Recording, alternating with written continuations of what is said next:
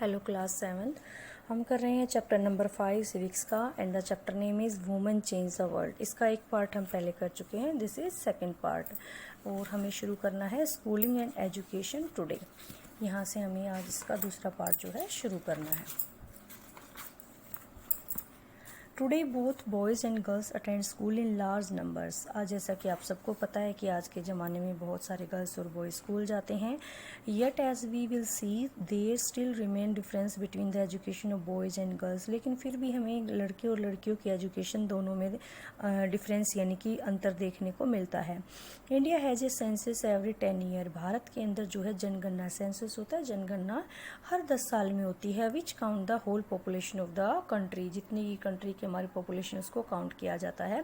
It also gather detail information about the people living in India, their age, schooling, what work they do and so on. इसके अलावा काफ़ी सारी information भी इसमें collect की जाती है, जैसे उनकी एज क्या है, स्कूलिंग कितनी की है और काम क्या करते हैं, इस तरह से। We use this information to measure many thing like the number of literate people and the ratio of men and women. और इसी का यूज़ हम करते हैं दूसरे भी इन्फॉर्मेशन को देखने के लिए, जैसे कि भारत में कितने लोग लिटरेट यानी पढ़े लिखे हैं, मैन कितने हैं, वुमेन कितने हैं।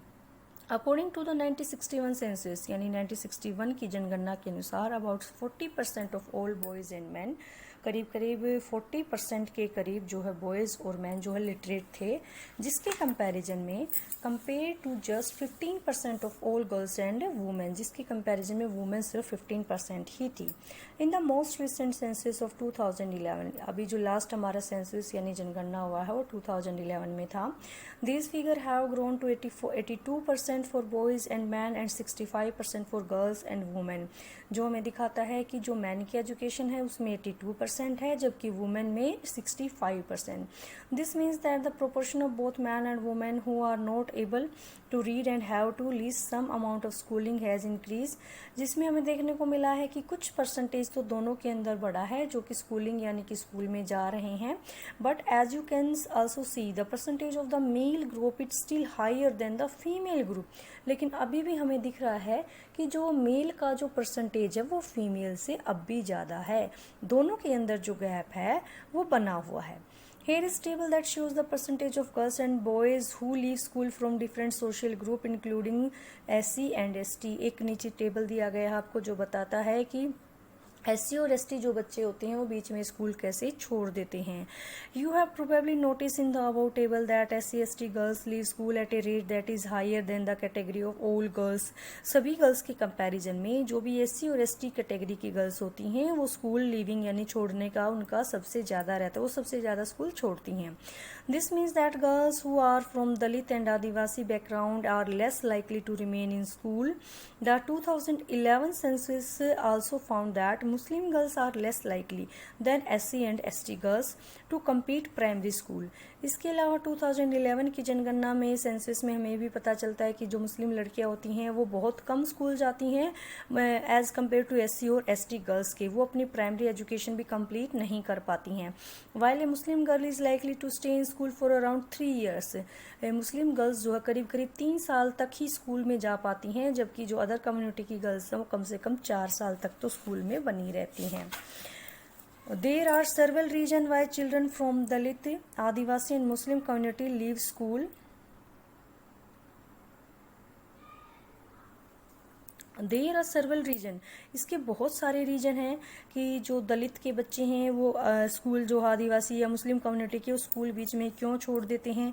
In many part of the country specially in rural and poor area there may not even be proper school और no teacher who teach on a regular basis. हमारे आज भी ऐसे बहुत सारे गरीब और पिछड़े इलाके हैं जहाँ पर कि ना तो स्कूल प्रॉपर हो और ना ही उनके स्कूल है तो ना ही वहाँ पर उनको टीचर अवेलेबल होता है जो उनको रेगुलर बेसिस के ऊपर पढ़ा सके। इफ ए स्कूल, अगर कोई स्कूल है भी, is not close to people's home, तो वो लोगों के घर के पास नहीं है, और दूसरा उनके पास कोई फैसिलिटी ट्रांसपोर्ट की भी नहीं है जैसे कि बसेस या वैन की। Parents may not be willing to send their girls to school, जिस कारण से जो लड़कियों को है पेरेंट्स स्कूल में भेजना पसंद नहीं करते। Many families are too poor and unable to bear the cost of educating all their children. बहुत सारे ऐसे गरीब परिवार हैं जो कि एजुकेशन का खर्चा अपने बच्चों का नहीं उठा पाते। Boys may gate preference in this situation, और अक्सर बॉयज़ को ही ऐसी सिचुएशन की प्रेफरेंस दी जाती है, यानी कि जब गर्ल्स और बॉयज़ दोनों में से किसी एक को भेजने की बारी हो तो बॉयज़ को ही ज़्यादा प्रेफर किया जाता है कि इसी को स्कूल में भेज दिया जाए। Many children also leave school because they are discriminated against by their teacher and classmate. बहुत सारे बच्चे इसलिए भी स्कूल छोड़ देते हैं क्योंकि उनके टीचर और उनके क्लासमेट उनके साथ डिस्क्रिमिनेट यानी भेदभाव करते हैं, जैसा कि आपने ओम प्रकाश वाल्मीकि की स्टोरी को रीड किया था। Now women's movement. A woman and girl now have the right to study and go to the school। अब ये सभी को राइट है कि वो स्कूल जा सकती हैं। देयर आर अदर स्पेयर, इसके अलावा और भी ऐसे बहुत सारे स्पेयर यानी क्षेत्र हैं, जैसे लाइक लीगल रिफॉर्म, कुछ कानूनी सुधार हुए हैं, वायलेंस, हेल्थ, जहां उनकी सिचुएशन आज से अब जो है पहले से बेटर हो चुकी है, इम्प्रूव हो चुकी है। These changes have not happened automatically, ये सडन नहीं हुआ है। Women individually and collectively have struggle to bring about these changes. Women ने इंडिविजुअली यानी व्यक्तिगत तौर पर और सबने मिल करके इसके लिए स्ट्रगल किया है। This struggle is known as the women movement. इसी को ही जो है वुमेन मूवमेंट यानी कि महिला आंदोलन के नाम से जाना जाता है। Individually women and women's organisation from different part of the country are part of the movement. Individually women ने और बहुत सारे ऑर्गेनाइजेशन में इन मूवमेंट्स में पार्ट लिया है। मैनी मैन, इसके अलावा बहुत सारे जो मैन हैं उन्होंने भी इस वुमेन मूवमेंट को सपोर्ट किया है। The diversity, passion and effort to those involve make it very vibrant movement. जो लोगों की मेहनत है, इससे इस आंदोलन में जुड़े लोगों की मेहनत है, निष्ठा है, उनकी विशेषताएं हैं, इस आंदोलन को एक वाइब्रेंट यानी जीवंत बना देती हैं।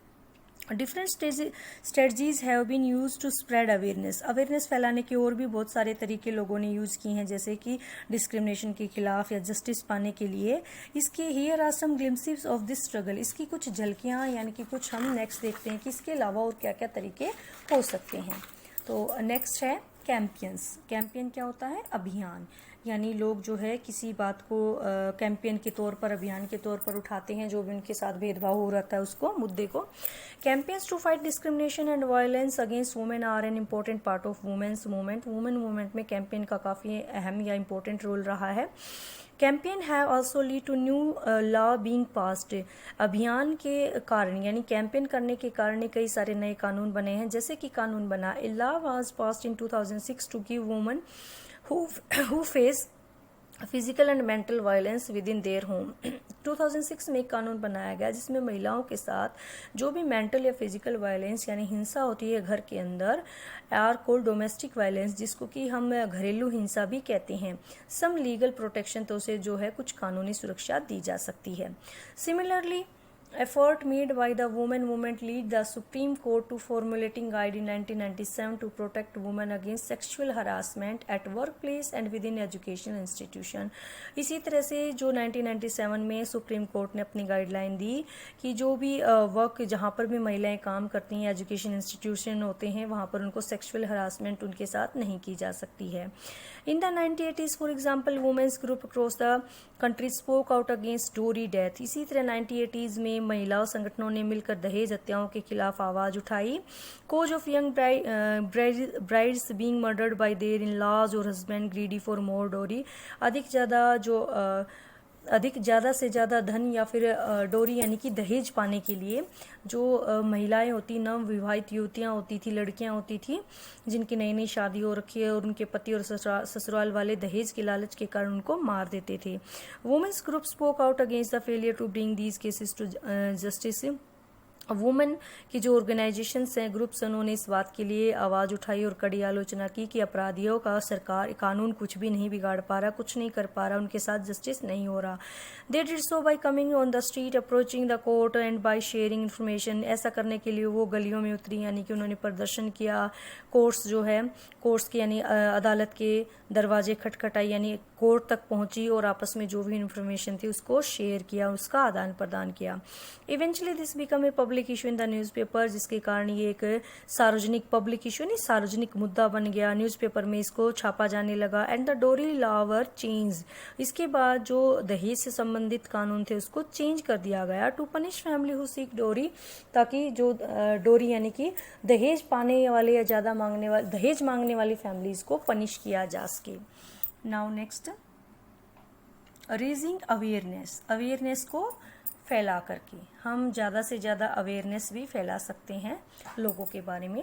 N important part of women's movement work to raise public awareness on women right issues, हम महिलाओं को जो है और ज़्यादा अवेयर कर सकते हैं, जागरूक कर सकते हैं। कैसे? Their message have been spread through street play, जैसे कि गांव गली चौराहों के ऊपर हम छोटे छोटे प्ले यानी कि नाटकों के जरिए, गीत के जरिए, सॉन्ग्स यानी गीतों के जरिए, और पब्लिक मीटिंग और आपस में लोगों तक संदेश पहुंचा सकते हैं, जनसभाएं करके, पब्लिक मीटिंग यानी छोटी छोटी सभाएं करके।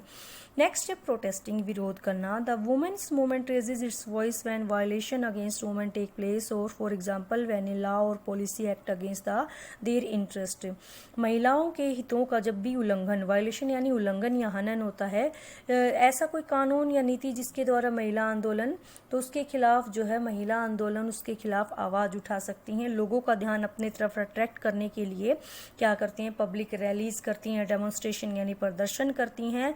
ये बहुत ही पावरफुल या कह सकते हैं कि असरकारक तरीका है जस्टिस पाने के लिए, लोगों का ध्यान अपनी तरफ अट्रैक्ट करने के लिए।